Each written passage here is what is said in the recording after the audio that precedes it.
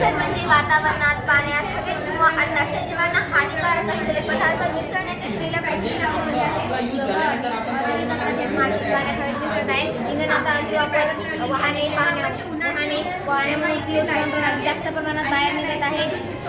औद्योगिक वसाहती व त्यातील विविध रसायनयुक्त जल वायू यामुळे हवेची गुणवत्ता ढासळत आहे. पाण्यावरती खूप परिणाम होत आहे. जल प्रदूषणामुळे भू प्रदूषण व पर्यायाने वायू प्रदूषण होत आहे. ग्लोबल वॉर्मिंग हा एक फार मोठा परिणाम प्रदूषणामुळे घडून येत आहे. उपाययोजना प्रदूषण आणि ग्लोबल वॉर्मिंगवर उपाययोजना करणे कठीण आहे परंतु अशक्य नाही.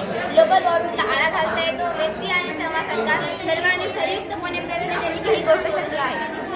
इंधनाचा वापर कमी करणे, वाहनामधून CO2 कमी प्रमाणात बाहेर निघण्याचे यासाठी प्रत्येकाने उपाययोजना करणे. औद्योगिक कचरा नियंत्रण प्रदूषण नियंत्रण या सर्व कारणांमुळे देखील पाणी वनस्पती पक्षी जलप्रदूषण